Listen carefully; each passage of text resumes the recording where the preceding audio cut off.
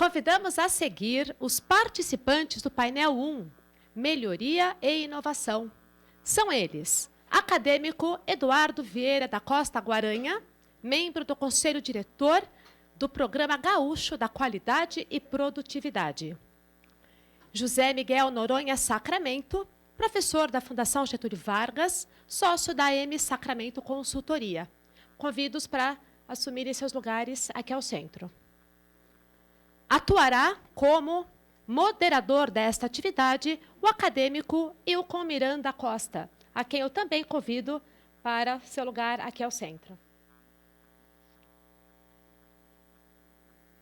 Após as apresentações, o moderador conduzirá os debates e as perguntas deverão ser feitas por escrito, usando para isto os blocos que se encontram dentro de suas sacolas, nos seus assentos.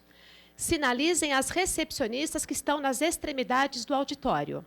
Os participantes via web também poderão fazer as suas perguntas, usando para isso a ferramenta chat no rodapé de suas telas. As mesmas serão impressas e entregues ao moderador da atividade. Passo a palavra ao acadêmico Ilcon Miranda Costa.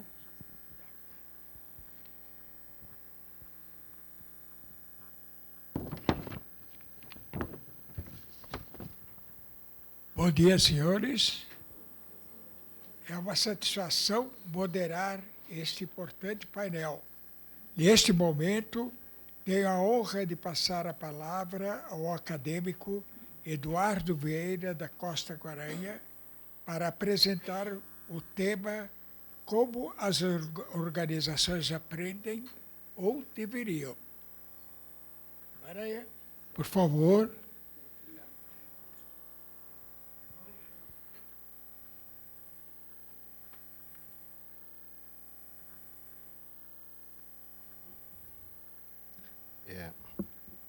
Bom dia a todos.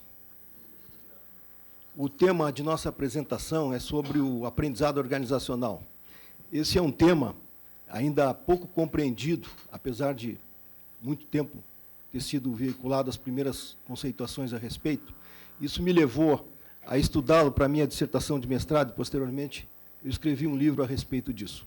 O nosso objetivo aqui é mostrar que o aprendizado organizacional ele é fundamental à competitividade das organizações e que ele pode ser aprendido pelas organizações. Muito bem. Cadê o... Faltou. Ah, desculpe. Tá, obrigado, Cláudio. Bem,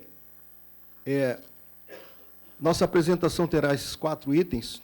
Vamos apresentar a importância do aprendizado, discorrer sobre algumas abordagens relativas a esse tema, consolidando o entendimento e dando uma visão geral do que vem a ser o aprendizado e uma conclusão. Também, ao final dessa apresentação, tem slides adicionais que podem ser consultados por quem desejar a respeito do aprendizado organizacional no modelo de excelência e gestão, dito MEG 21 da Fundação Nacional da Qualidade, e também fornece elementos para uma sucinta autoavaliação com relação à competitividade da organização e às barreiras que ela possa vir a enfrentar com relação ao aprendizado. Muito bem. Qual é a importância do aprendizado? É uma coisa teórica? Absolutamente não. O aprendizado ele tem muito a ver com a mudança e ele transforma inputs, que são percepções, informações, conhecimentos, reflexões, ideações, enfim, um conjunto de reflexões que, à luz do aprendizado, se transformam em 3 grandes benefícios. A vantagem competitiva e a excelência, ela vem construída através do aprendizado. O desenvolvimento do ser humano, quer seja como indivíduo ou profissional. E, da mesma forma, a capacidade da organização se adaptar rapidamente às mudanças e não ser movimentada por elas, ou seja, a sua perenidade ou a sua longevidade. Dizemos assim que há um triplo benefício, onde as pessoas e as organizações ganham reciprocamente. Bem, dentre as abordagens,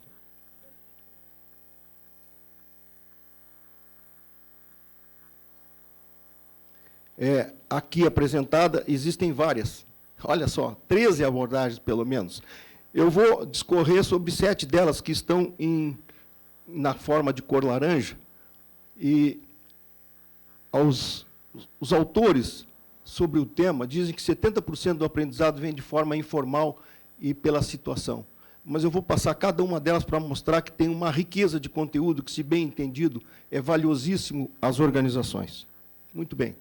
A primeira abordagem trata do aprendizado relacionado à empresa viva, à longevidade.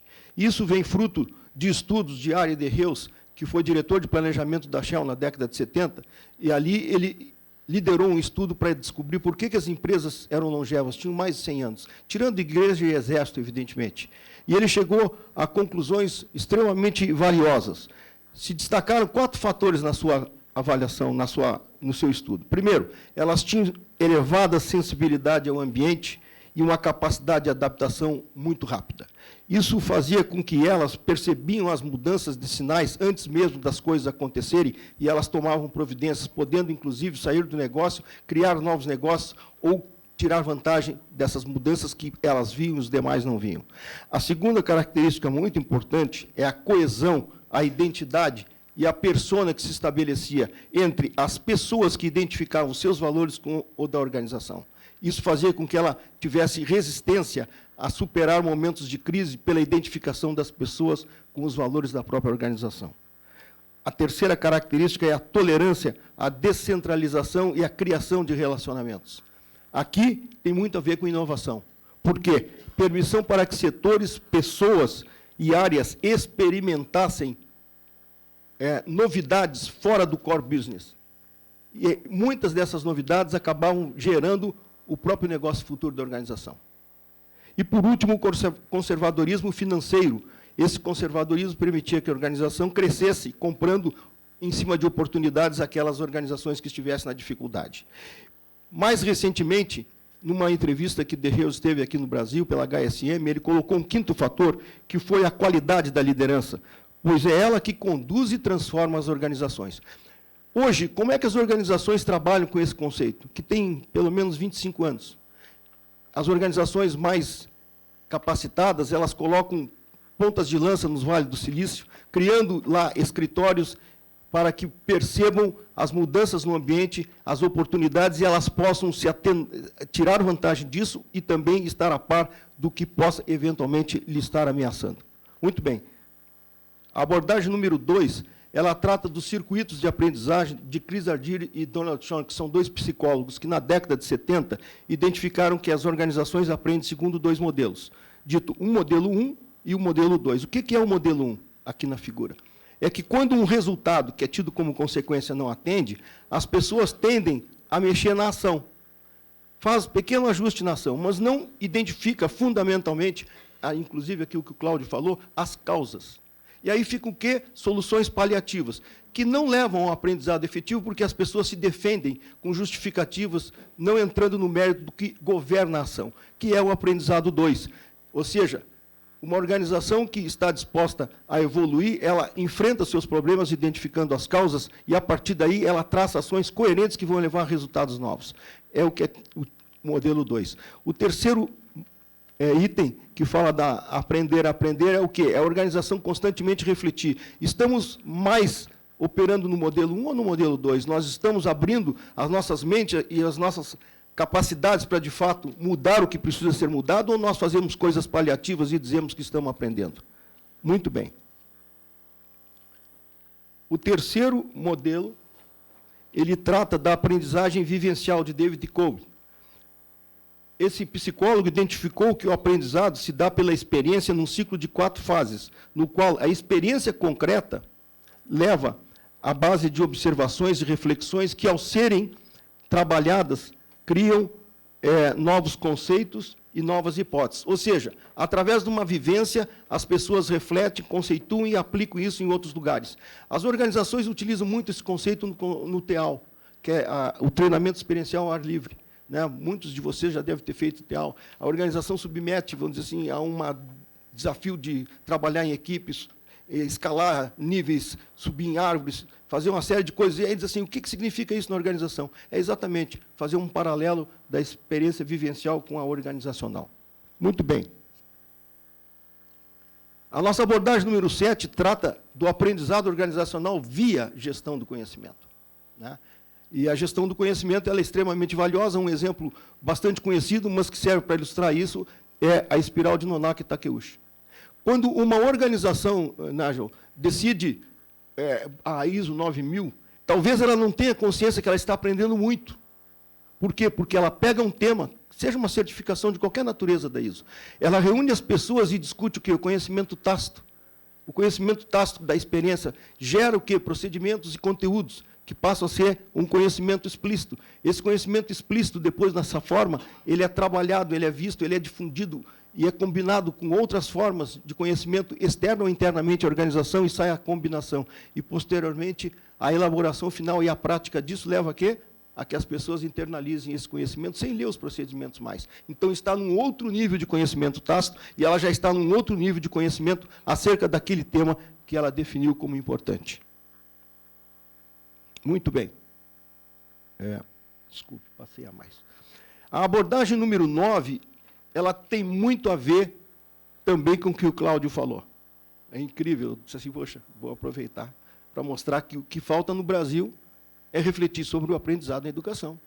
Ou seja, soluções estão sendo paliativas. Enfim, vamos chegar... vou aproveitar isso aqui. Essa aprendizagem de 3 ciclos nos mostra o seguinte, que os resultados numa organização decorrem de um encadeamento de mudanças denominadas de ciclos, com níveis de profundidade em instâncias diferentes. A aprendizagem de primeiro ciclo, por exemplo, é uma melhoria que está presente no dia a dia, e ela altera o quê? Regras, padrões, permissões. Isso é traduzido diretamente por pequenos ajustes de procedimento, de fluxo, de processos. A aprendizagem número 2, ela já é mais em cima, como se diz. A renovação foca os insights, alterando conceitos e entendimentos. Por exemplo, quando uma organização decide abrir o controle de ponto, ela está num nível parecido, porque ela está definindo um conceito a partir do qual ela vai dar o quê? As rotinas, os procedimentos. Um terceiro ciclo de aprendizagem, que é mais elevado ainda, é o ciclo de desenvolvimento, onde se muda princípios fundamentais, se repensa visão, estratégia, modelo de negócio, políticas, e são exemplos disso. Por exemplo, a General Electric, que hoje nós lemos, ela diz que busca migrar de ser um fabricante de bens físicos para provedora de informação baseada em tecnologia digital. Isso é uma mudança fundamental. É uma mudança típica de 3 ciclos numa organização que aprende e que vai crescer visando o futuro. Muito bem. Agora, uma questão que me chamou muito a atenção e que, felizmente, eu fiquei feliz com esse achado. É que muitas técnicas de aprendizado, elas estão inseridas em metodologias e sistemas de gestão. Ou seja, quando uma organização trabalha as competências organizacionais, ela está aprendendo porque ela está se diferenciando em relação à concorrência naquelas competências. Quando ela faz um benchmarking, ela está aprendendo com outros. Quando ela faz um sistema certificados, ela está também rodando um PDCA, que ali dentro está dentro do sistema da ISO, o próprio PDCA. Da mesma forma, a metodologia de 6 sigmas, o planejamento por cenário, que permite ela antever futuro e se precaver com relação a isso, enfim, várias metodologias. O Balance Scorecard, o próprio Kaplan, diz que tem 2 ciclos de aprendizado. O primeiro em relação ao desempenho dos projetos, o segundo em relação à manutenção da estratégia, à luz da mudança dos cenários, por exemplo. Né? Então, isso é extremamente valioso e nos dá uma satisfação de ver que muitas organizações, aplicando essas metodologias de uma forma completa, elas têm, sim, oportunidade de aprender. Muito bem. Essa terceira abordagem, níveis de aprendizado de excelência organizacional, eu ousei criar um modelo, porque eu estudei nesse assunto, bom, vou colocar minha convicção a respeito disso. Então, nessa última abordagem, trata da busca da excelência na organização através do aprendizado. O primeiro nível ali, para que haja resultados que se mantenham, ou seja, sustentados, processos e práticas precisam ser realizadas com eficiência e eficácia, nós sabemos disso. Refinamentos sucessivos e inovações levam à excelência nas operações. É uma parte importante, mas não suficiente. Ora, os processos e as práticas são concebidos e operados por pessoas que precisam ter competências no saber fazer e comportamento íntegro como indivíduos ao saber agir. O aprimoramento desta formação leva à excelência nas pessoas. terceiro aspecto ainda importante é que, orientando as pessoas, estão os princípios fundamentais, traduzidos por valores, crenças políticas, orientações estratégicas e de negócio. E o aprimoramento desse entendimento leva à excelência nos princípios. Então, consolidando o desenvolvimento nesses 3 níveis, está o aprender, que avalia os resultados finais, o alinhamento e a integração entre cada um desses 3 níveis, realizando mudanças e ajustes para que a organização atinja a competitividade e a excelência. Muito bem. Gostaria de relacionar esse modelo visto anteriormente com a eficácia de um sistema de gestão. Na década de 60, o Instituto Tavistock fez um estudo e identificou que as organizações têm 2 tipos de sistemas que trabalham juntos e que devem ser perfeitamente balanceados. O sistema técnico estrutural, que é formado pela parte visível, a tecnologia, os ativos, as instalações, a estrutura organizacional, os procedimentos, enfim, aquela parte mais tangível. E o sistema psicossocial, que trata dos relacionamentos entre as pessoas, grupos, seus comportamentos, temores, expectativas, regras não escritas, poder, enfim, tudo aquilo que leva ao lado intangível, mas que é responsável, em última análise, na avaliação do Instituto, pelo resultado final de uma organização.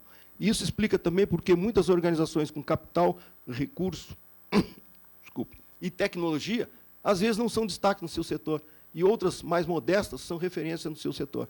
É que o psicossocial naquela organização está a favor da competitividade. E isso é muito importante. Muito bem. Se relacionarmos aqui nessa figura os aspectos que nós vimos em relação aos 3 níveis de desenvolvimento da excelência, com esse conceito de sistema social e sistema técnico estrutural, nós vemos que a parte da direita, em azul ali, trata das práticas e dos processos, ou seja, é extremamente importante a melhoria das práticas e dos processos, isso nós não temos a menor dúvida.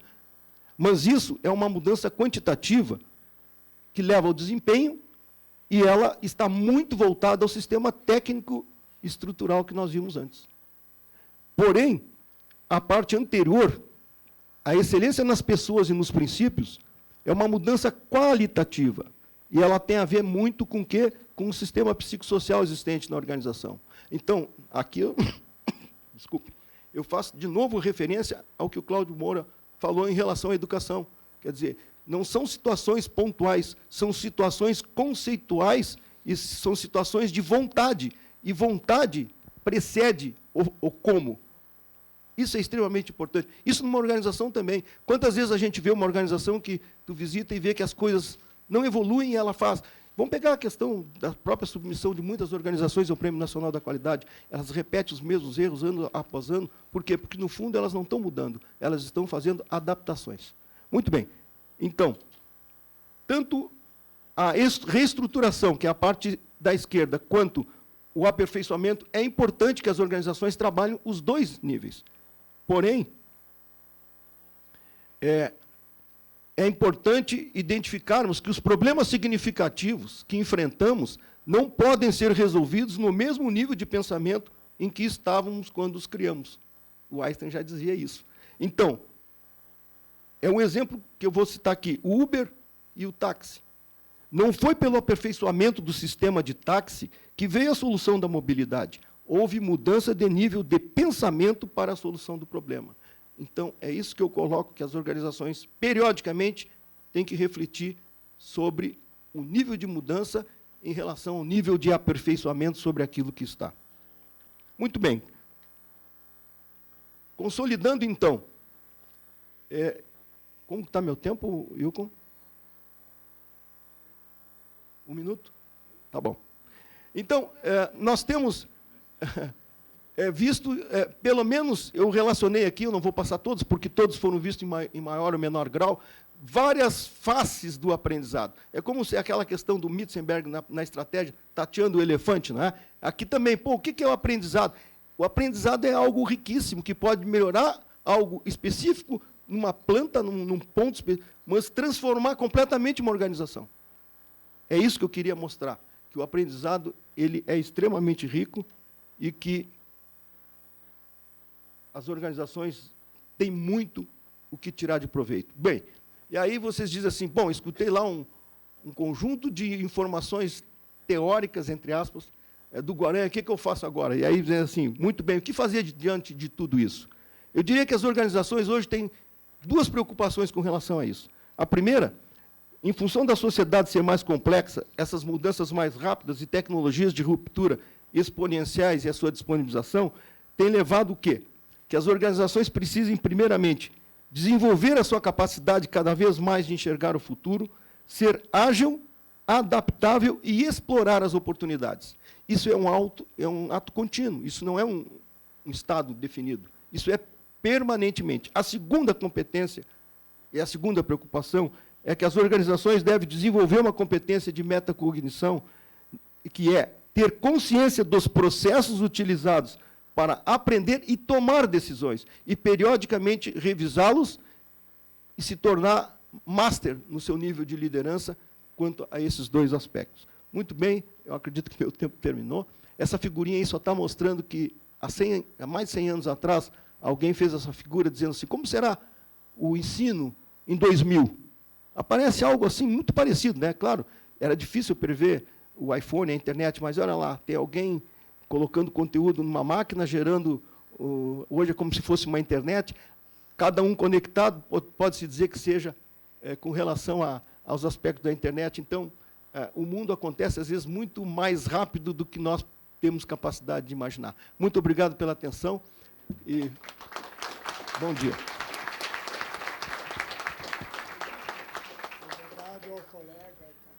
Obrigado ao colega acadêmico Eduardo Vieira da Costa Guaranha, e convido agora o professor José Miguel Noronha Sacramento para proferir o tema Inovar para Competir.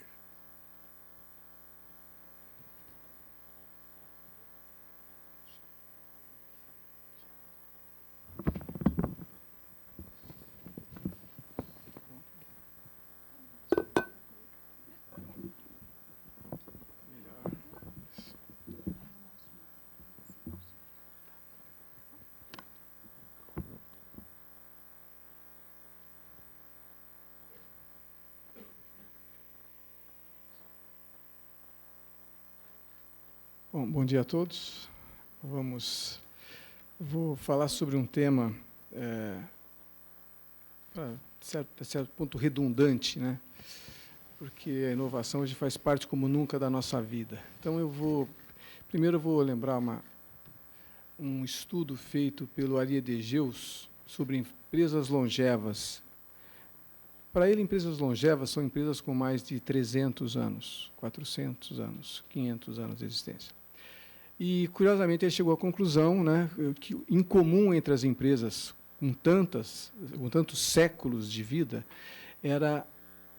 todas tinham uma alta sensibilidade ao ambiente e uma capacidade muito grande de aprender o que era necessário para sobreviver e desaprender, se desapegar daquilo que não era mais necessário, que é a parte mais difícil. Você aprender coisas novas é sempre interessante, você largar os seus hábitos é muito complicado. Mas ele chegou a empresas que têm 1.200 anos de existência. Então, com certeza, elas tiveram que aprender muitas coisas e deixar de lado muitas coisas, certo? Porque nós, assim como as empresas, são sistemas abertos, portanto, expostos ao ambiente, e qualquer sistema aberto exposto ao ambiente, se não se adaptar a ele, morre. Nós, se formos ao Alasca ou ao Saara, sem nos adaptarmos, nós morremos. Assim são nossas empresas. Se elas não se adaptarem ao ambiente, elas morrem, né? E as mudanças não são poucas, né? Eu vou citar 3 grandes mudanças que me preocupam consideravelmente. A primeira esse gráfico mostra uma explosão exponencial, basicamente no quê? No tamanho da população, do crescimento mundial. Em 1914, portanto, 100 anos atrás, o mundo tinha 1,6 bilhões de habitantes.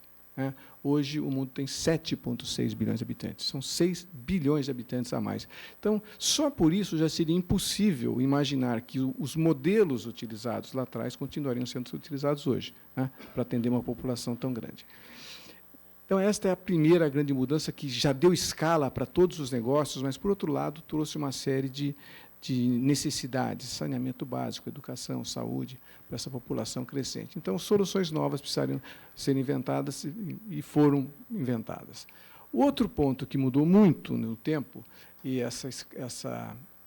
esse gráfico também mostra isso, é a quantidade de artigos científicos publicados no mundo, né, num período relativamente curto. Em 1970, foram publicados 19.500 artigos científicos no mundo sobre todos os assuntos. Eles eram publicados em revistas, né, em anuários, né, coisas desse tipo, e vinham sempre dos mesmos lugares, né, das mesmas instituições. Só que em 2010 já eram 9 milhões de artigos científicos publicados por ano, hoje são 15 milhões de artigos científicos publicados por ano, de uma infinidade de instituições e organizações espalhadas pelo mundo inteiro, o que torna literalmente impossível qualquer pessoa se manter atualizada em qualquer assunto, né? Qualquer livro que você comece a ler, quando você virou a página, já tem algo, com certeza, muito mais atualizado sobre o mesmo tema. Então, isso é uma mudança que faz com que nós também tenhamos que nos repensar, né, como pessoas, como pessoa e como empresas, como nos mantermos atualizados. E o terceiro ponto, que é o que mais me incomoda, na verdade, é o que aconteceu com os sistemas sociais, né, como a sociedade se organizou no tempo. Porque quando o homem surgiu, né, ele se organizou inicialmente como em pequenos grupos agregados, nômades, coletores e caçadores. Eles coletavam alimentos e caçavam alimentos e vagavam pelo mundo. Saíram do coração da África e se espalharam pelo mundo. Só que, se deparando com escassez de alimentos em algum lugar, né, em algum momento da história, eles tiveram que inventar a agricultura. O homem é exatamente assim, ele só muda quando ele está prestes a morrer, senão ele não muda, porque o homem é preguiçoso por excelência, né? Então, aí ele inventou a agricultura. E a agricultura criou certas disparidades regionais, que uma região tinha isso, outra tinha aquilo, então eles começaram a fazer intercâmbios, escambos, e isso deu origem à Revolução Industrial, que mecanizou a indústria, mecanizou a agricultura e automatizou a fabricação, saímos do artesanato, passamos para as produções seriadas e criamos uma nova sociedade urbanizada, né, com uma nova reorganização social, né, criamos os grandes centros urbanos, houve um êxodo rural enorme que continua até hoje. E a Revolução Industrial deu um novo ritmo ao mundo, certo? Nós demos um salto enorme em uma série de coisas. Por exemplo, a expectativa de vida antes da Revolução Industrial era uns 37 anos. Depois da Revolução Industrial, porque a Revolução Industrial acabou em 1991, né, nós estávamos com 74 anos. Nós dobramos, efetivamente, a expectativa de vida. E a Revolução Industrial deu origem a uma nova era, que foi a internet. Foi a Revolução Industrial que permitiu o surgimento da internet. E aí viemos para a globalização, né? O mundo se tornou realmente uma pequena viela, quase, né? E criamos a sociedade em rede. O que me assusta nessa sequência? Afinal de contas, em toda a história da humanidade, a sociedade só se organizou desses 4 modos. O que me assusta? Basicamente, é o tempo em que ocorreu cada uma. O primeiro modelo foi 150 mil anos atrás. A agricultura tem 10 mil anos. A internet tem 200 anos. A Revolução Industrial tem 200 anos. A internet tem pouco mais de 20 anos. Ou seja, nós tivemos mudanças gigantescas, só que elas foram ocorrendo em prazos cada vez menores, acelerando cada vez mais. Só que nós somos sapos dentro do caldeirão. Nós mal percebemos essa mudança. Os mais antigos percebem mais que os mais novos, porque eles viveram outros tempos. Os mais novos já nasceram em tempos de alta velocidade, né? Então, por exemplo, né, com essa redução drástica do tempo de adaptação, nós tivemos um crescimento exponencial na quantidade de pessoas, um crescimento exponencial na quantidade de conhecimento e uma queda exponencial no tempo que nós temos para nos adaptar a tudo isso. Então, realmente, a coisa ficou mais complexa. Então, eu vou mostrar para vocês como não parou por aí, né? A internet tem 20... A internet ela foi criada em 91 por Tim Berners-Lee, né, para o Centro Europeu de Pesquisas Nucleares, e se tornou pública em 1995. Então, a internet tem realmente, para nós, 22 anos. Mas a internet já é quase que uma coisa do passado. Não, passado não, ela faz parte da nossa vida, nós não vivemos sem elas. Vamos ver o impacto disso. O projeto Genoma, o estudo do sequenciamento do genoma humano, ele foi liberado, esse projeto, em 1990, com uma verba de 6 bilhões de dólares, e um prazo de 15 anos para ser realizado. Né? Quando chegou em 1997, no meio, né, dos 15 anos, foi feito um levantamento e o projeto havia progredido 1%. E a verba gasta já era 1/3 dos 6 bilhões, tinham sido gastos 2 bilhões de dólares. Nesse momento, a primeira coisa que veio foi: vamos interromper o projeto. As projeções davam que seriam necessários mais 628 anos para terminar o sequenciamento do genoma humano. Afinal de contas, nós somos seres muito complexos. Né? Só que aí Ray Kurzweil falou assim: espera um pouquinho, não é bem assim. Nós estamos em novos tempos, onde está vigindo a lei de Moore. A lei de Moore dobra o desempenho a cada ano. Isso significa que, se nós já fizermos 1%, nós vamos terminar o projeto Genoma antes do prazo. Dá para acreditar que, se nós fizermos em 7 anos e meio, nós fizermos 1%, nós faríamos os outros 99% em menos tempo? Bom, não deu outra, né? Com a projeção da lei de Moore, em 2001 foi cumprido 100% do projeto Genoma, ou seja, em apenas 11 anos, gastando só mais 700 milhões. O gasto total foi 2,7 bilhões de dólares. Vejam como a velocidade evoluiu absurdamente. Agora, vejam outra coisa, fruto da lei de Moore também. Quando ele foi previsto, o projeto Genoma, o custo dele, o custo de sequenciamento, era 6 bilhões de dólares. Quando ele terminou, eram 2,7 bilhões de dólares. Ainda absolutamente inviável para você tornar isso uma coisa democrática, onde todos pudessem ter acesso ao seu sequenciamento, certo? Só que, em 2011, ele já custava 100 mil dólares. Hoje, você compra por 99 dólares o sequenciamento humano. Em 2020, vai custar 60 cents de dólar o sequenciamento humano. Ou seja, absolutamente democratizado. Porque os custos também obedecem à lei de Moore. Então, a evolução ela está num passo, num ritmo totalmente inusitado para o ser humano e difícil de entender isso aí. O outro ponto que nos incomoda, eu tenho aqui 2 imagens. Uma é de um monge frente a uma grande evolução tecnológica, que era passar de escrever, né, escrever os livros em rolos para os livros para livros encadernados, em páginas. A função dos monges, vocês devem saber, na verdade, em toda a Idade Média, era registrar e transcrever livros para distribuir conhecimento pelo mundo. Eles rezavam, comiam, bebiam e escreviam livros, né? Copiavam livros. Então, eles copiavam em rolos. E, em determinado momento, surgiu o livro encadernado, e eles tiveram que ser treinados, e foi uma mudança traumática, um salto tecnológico tão grande assim. Tanto que a mudança do livro em rolo para o livro encadernado, não é o livro impresso de Gutenberg, é o livro encadernado escrito, demorou 10 séculos.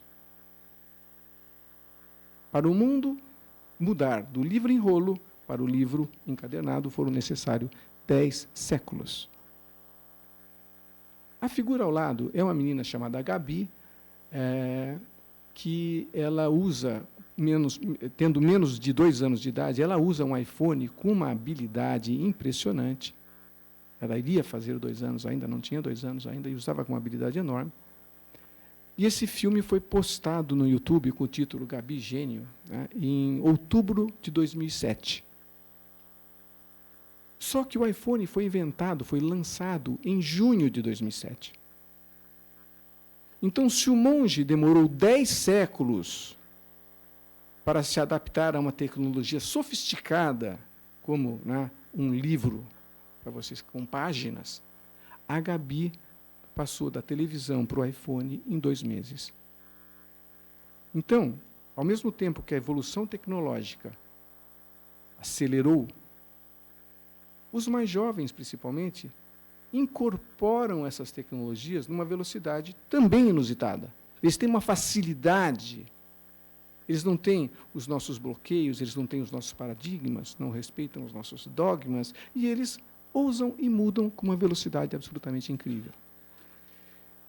E aí vem um dos nossos problemas, certo? Porque a expectativa é a avó da decepção. E se a tecnologia afeta o comportamento do ser humano, e afeta intensamente, a tecnologia cismou de evoluir exponencialmente, o que significa que a expectativa da sociedade em relação aos serviços e produtos que são a ela oferecidos também aumenta continuamente.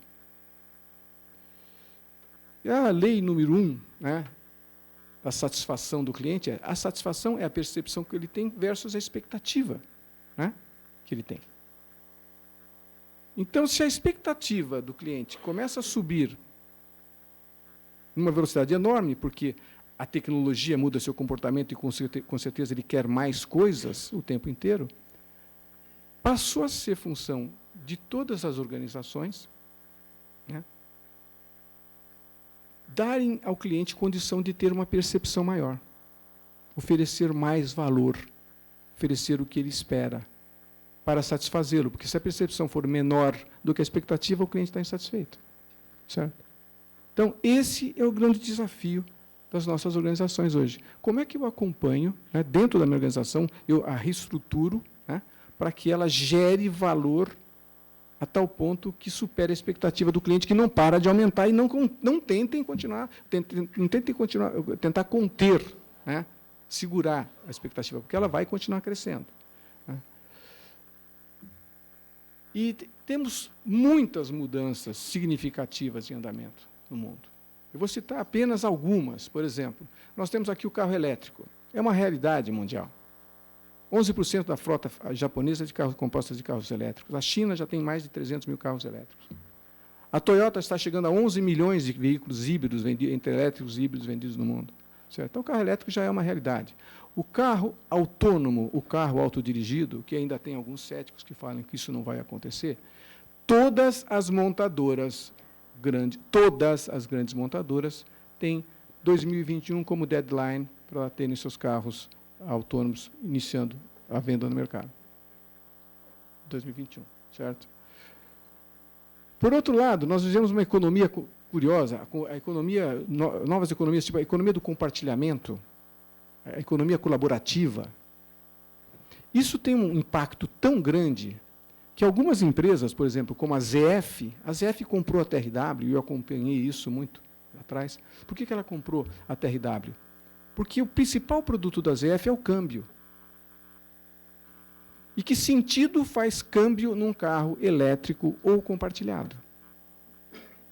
Então, o principal produto da ZF não vai praticamente existir, é claro, não vai morrer, né, mas vai deixar de existir daqui a 10, 15 anos. Então, em 2014, eles compraram a TRW, né, que faz sistemas de segurança, de monitoramento, uma série de outros componentes que serão necessários nos novos automóveis.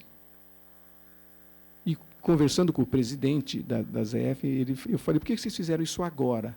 Ele falou assim, que se nós esperássemos 2 anos, a TRW nos compraria. Para vocês verem a velocidade com que nós temos que decidir. Tá? Mas a fusão disso desembarca. Né? A outra fusão importante foi da MAHLE e da BER. Né? A MAHLE faz pistão para motor a combustão, certo? É o principal produto. Então, obviamente, ela teve que se fundir com uma outra empresa que faça outro tipo de peças para que ela não morra. Certo? Agora, a consequência natural disso são os carros autônomos se unirem a Uber e outros sistemas, né, táxis, né, que vão nos prestar serviço sem motorista. Isso já é tão nítido em alguns lugares do mundo, é que, infelizmente, no Brasil, nós gastamos praticamente 80% da nossa cabeça nos protegendo de coisas que acontecem por aqui, só temos 20% para olhar para o resto. Mas o resto do mundo, que tem um pouco mais de espaço, já, por exemplo, a Prefeitura de Nova York já fez um estudo levando em consideração as 170 milhões de corridas de táxi que acontecem por ano em Nova York. Ela falou, com os veículos elétricos autônomos as 170 milhões de corridas de táxi serão cobertas por 20% da frota atual. Então, a frota de táxi em Nova York vai cair 80%. A Uber já fez uma associação com a Volvo, né, para um projeto de 300 milhões de dólares para desenvolver táxis, ou seja, o cidadão compra um veículo e disponibiliza para o Uber. Porque o Uber não vai comprar táxi, certo? Isso é um novo modelo de negócio, certo? Agora, as projeções das indústrias, das grandes montadoras do mundo, com as quais eu converso com alguma regularidade, eles falam que nos próximos 20 ou 20 e poucos anos, a produção de automóvel cai 60%. Cai 60% a produção de automóveis no mundo. Não na Ásia, isso eles são bem claros. Ainda existe muito espaço lá. Bom, esse pequeno conjunto de coisas que eu estou citando sobre uma área mais específica, por mais que seja na indústria automobilística, ele tem impactos gigantescos em outras áreas, certo? Então, vai afetar todo o sistema tributário, porque não há venda de veículos, vai haver o sistema financeiro, porque não há venda de veículos, você vai afetar o sistema de securitário, porque não se segura veículo. A própria Volvo fala, os meus veículos autônomos, o seguro será nosso, certo? O setor imobiliário, porque as casas não precisarão ter garagens, como Nova York está projetando prédios sem garagens, ruas sem estacionamento. Né? Tem uma série de coisas. Né? O próprio sistema de energia, certo? Várias coisas serão afetadas por isso. Né? Além de nós termos também uma outra mudança significativa no mundo. Hoje, basicamente, 15% do PIB mundial são bens físicos, são produtos físicos. 85% do PIB mundial são serviços de informação. Produto é uma plataforma para venda de serviços. E aí nós temos outro lado, esse veículo que vocês estão vendo aí do lado, esse veículo vermelho é um veículo produzido pela Local Motors, ele tem 75% das suas peças impressas. Então, seu chassi virou uma peça só, por exemplo.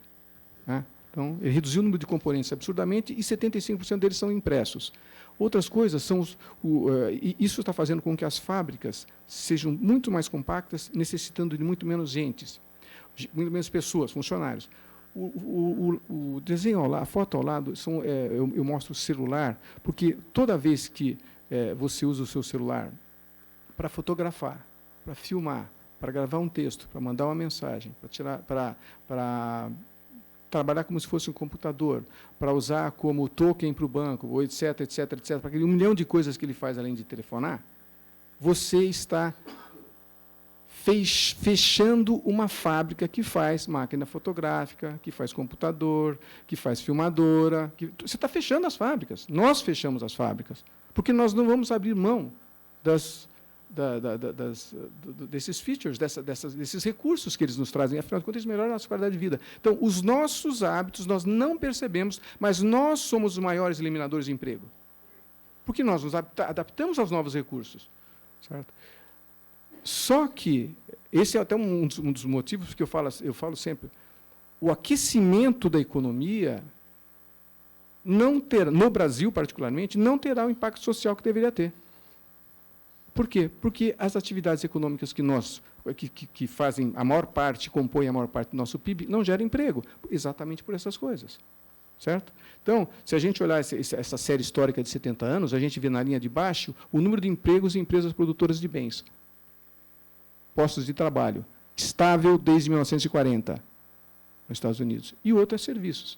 Só que serviços pressupõe educação. Então, nós vamos ter alguns probleminhas nessa área. Certo? Outras coisas que estão nos afetando, e que vão nos afetar mais, surgiram agora, são as impressoras 3D, até chegando às indústrias 4.0. As empresas 3D, elas fazem desde roupa, certo? Equipamentos de toda sorte, fazem alimentos.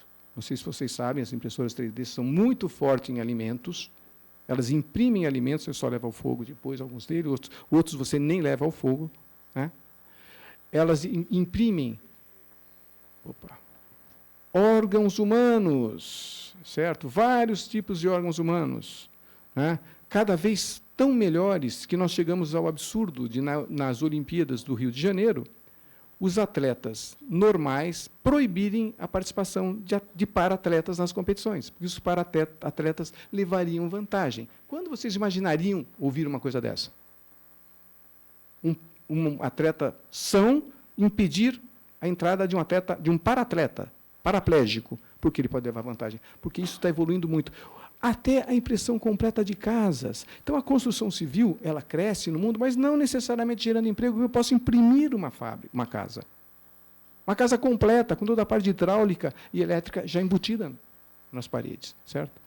Então, nós temos vários impactos socioeconômicos dessa evolução tecnológica, mas a principal dela é a extinção do trabalho, do emprego.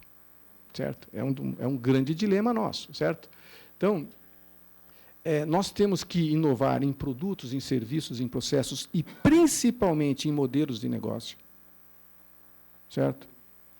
Veja a própria General Motors passando a nós, agora nós vendemos mobilidade. O que significa isso? Eu não vou vender carro, vou vender mobilidade.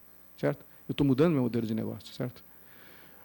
Nós temos que fazer isso porque eu tenho que inovar para acompanhar a evolução tecnológica, inovar para acompanhar as mudanças na economia e inovar para definitivamente melhorar a qualidade de vida da sociedade.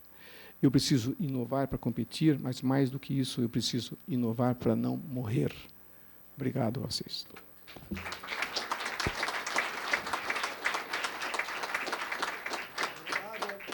Obrigado ao professor José Miguel Sacramento pela apresentação. Vamos prosseguir com os debates em 15 minutos e, enquanto aguardo as perguntas da plateia, vou iniciar algumas perguntas para os apresentantes. Para o acadêmico Eduardo Guarenha, estou curioso para saber uma situação atual muito grande, né, que nós estamos tendo, é a implementação da nossa NBR ISO 9001-2015. E nessa norma, há o requisito 7.16, que estabelece conhecimento organizacional na norma, que é completamente nova hoje, esse sentido. E esse conhecimento organizacional é obtido exatamente com o que o professor Guarenha falou sobre o assunto. Como sendo um recurso para a melhoria contínua do sistema de gestão da qualidade, como pode ser adquirido esse conhecimento organizacional dentro da organização, dentro da empresa, principalmente as empresas de médio e pequenas empresas? Professor. Pergunta difícil aqui. Bem, primeiro, a importância do conhecimento, ela se dá na medida em que é através do conhecimento que surgem as melhorias e as inovações. Então, é visto que as organizações que são expert, tanto em aperfeiçoamento quanto em inovação, a base é o conhecimento. Né?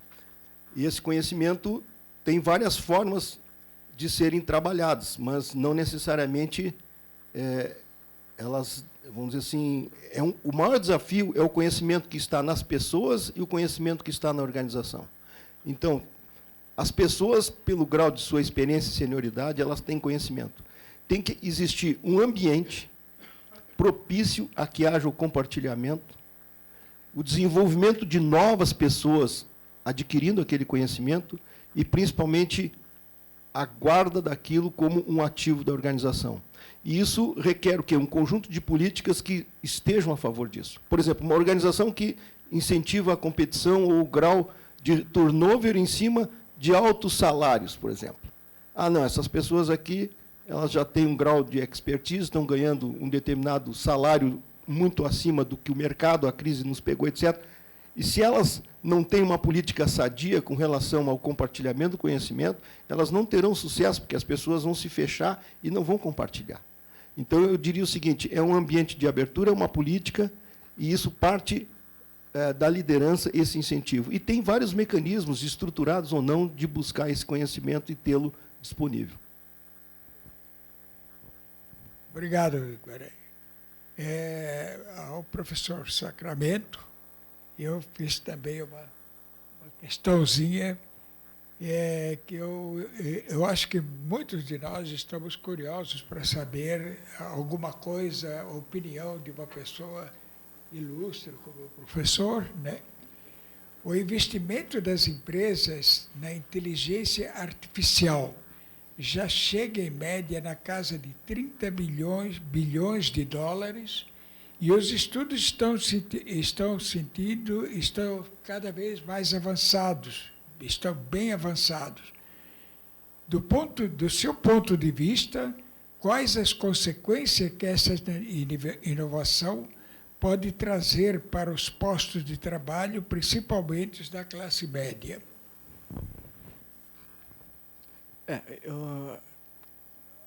A inteligência artificial é algo que chegou para ficar e vai ser de uso comum, como um sabonete ou pasta de dente. A diferença da inteligência artificial, como você falou, dos 30 bilhões de investimentos, é que esse investimento não é que as empresas fazem e retêm. O Watson, por exemplo, da IBM, ele é compartilhado. Várias empresas usam o Watson. Então, a inteligência artificial ela está sendo construída de modo coletivo e utilizada de modo coletivo. Isso rompe totalmente os nossos modelos tradicionais de trabalharmos em ambientes fechados. Eu diria que quem trabalha em ambiente fechado está morto. Acabou. Trabalhando em ambiente fechado está morto, porque as velocidades que você consegue trabalhando em ambiente aberto, compartilhado, né, são gigantescas. E o impacto no mercado de trabalho é aquele que eu falei. Nós estamos precisando repensar a relação capital-trabalho, inclusive. E não é só para a classe média. Nós vamos usar isso em todas as classes, né? Então, fala-se lá fora de renda básica universal. Por quê? Porque eles já perceberam o tamanho do problema. Apesar de eles ainda terem níveis de desemprego relativamente baixos, estão relativamente tranquilos, eles... a minha frase, eu sempre falo assim: quem só olha para o passado ou só vive o presente, colide com o futuro. O Brasil está colidindo com o futuro, porque nós não olhamos para frente, nós só olhamos para o que nós vivemos e para trás. Lá fora, não, eles estão olhando para frente. Então, eles estão vendo que é preciso repensar essa relação capital-trabalho para nós podermos manter a qualidade de vida, porque, afinal de contas, a economia existe para servir a sociedade, não o contrário. Deveria, né? Quando a sociedade passa a servir a economia, alguma coisa está errada. Certo? Se a sociedade tem que se sacrificar para que uma empresa viva, né, sobreviva, está tudo errado, né? E lá fora eles estão olhando para frente e eles sabem que tem sérios desafios em todas as classes sociais para a manutenção do trabalho. Eles não discutem o fim do emprego, eles discutem o fim do trabalho, né? Eu já conheço fábricas escuras, por exemplo, há muitos anos. Muitos e muitos anos eu conheço fábricas escuras. Agora, a tendência mundial de fábricas, por exemplo, a indústria 4.0, que, curiosamente, a indústria 4.0 é um modelo just-in-time e a teoria das restrições levada ao limite. Certo? Obrigado, professor Sacramento. Agora eu tenho uma pergunta de Renato Chaves, e agradeço a participação. A pergunta continua sendo dirigida para você. Bom dia. Atuo como consultor empresarial e tenho clientes como metalúrgicas e fundições. Mediante as grandes mudanças de inovações em impressoras 3D, qual o futuro dessas empresas e seus provedores externos? A impressão 3D, que que está apenas começando, mas já conseguiu causar estragos gigantescos numa série de áreas, certo? E ela apenas começou. Por isso que eu citei a velocidade do genoma, porque as coisas nos atropelam, né? As impressoras, elas começaram fazendo produtos com uma matéria-prima só, hoje elas produzem até com 10 matérias-primas, elas imprimem com componentes metálicos e plásticos simultaneamente, né? Você pode... A indústria aeronáutica, com peças complexas, metálicas, né? É uma das grandes usuárias, porque você consegue imprimir uma peça e depois fazer toda a parte de tratamento térmico e acabamento, sem você precisar trazer uma peça da França, ou da Inglaterra, ou dos Estados Unidos. Você recebe um programa, um arquivo que você imprime no seu local. Isso vai afetar não só as empresas industriais de vários segmentos, cada uma com intensidades diferentes, como todo o modelo logístico do mundo. Você vai deixar de transportar produtos de grande valor agregado para transportar matérias-primas. Cargas completas e fracionadas. Veja só, a logística é um dos grandes gargalos brasileiros, né? Um dos grandes problemas brasileiros é a logística. E um estudo recente mostrou que 20% do PIB brasileiro é custo logístico. Se comparar com outros países do mundo, que estão na casa de 11%, 12%, 10%, nós já temos um custo Brasil elevado nisso. Então, a impressão 3D pode ser uma saída para nós não precisarmos resolver todos os nossos problemas logísticos se nós migrarmos para um novo modelo. Mas não é tão simples migrar assim. Mas eu diria que a evolução tecnológica vai ter que fazer que todas as empresas repensem e todas as classes repensem a sua posição também. Não é só a classe média, não. Tá?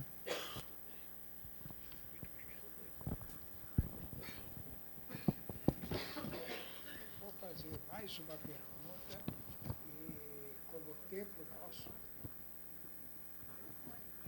vou fazer mais uma pergunta, porque o tempo nosso está terminando. E... Perdão, já que a última eu posso fazer... Pode.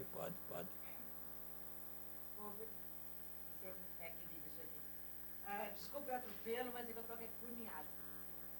Porque essa visão, de fato, estamos acabando com o emprego. Especialmente no setor industrial. Eu acho que pega nessa nova era digital, que termina com a era industrial, é essa terminação de emprego nas funções tradicionais de produção de bens físicos. O que está surgindo de maravilha, de emprego e de crescimento, na chamada ainda, por falta de nome melhor, setor de serviços, né? Isso é extraordinário. Então, a angústia de estar perdendo emprego, ela é imediatamente melhorada quando a gente pega na alegria de estar gerando emprego em coisas absolutamente novas e inovadoras. Né? Então, é só para deixar um pouco nisso, nós estamos na casa da indústria. A turma daqui tem que estar preocupada mesmo. Sim. Mesmo. Agora, a turma fora daqui, yes! Exatamente. E naquele gráfico que eu mostrei, onde o emprego industrial fica estagnado nos últimos 70 anos, é exatamente o que você falou. Em serviços, ele aumentou 5 vezes. Só que tem um detalhe, serviços precisa de educação, né? Precisa de conhecimento. Aí as coisas vão de vento em empurra. Mas é o que você falou, lá fora, yes, aqui nós temos que apanhar um pouquinho. E se me permite outra frase rápida, você não devia deixar de eu falar, agora sim, mas outra frase rápida. O sistema educacional, Cláudio, tradicional, foi feito para gerar gente para trabalhar na indústria. Né? Você tem a mesma estrutura industrial. Se você pegar a universidade, você tem o reitor, se precisar do ensino médio, você tem o diretor, as vários departamentos que são as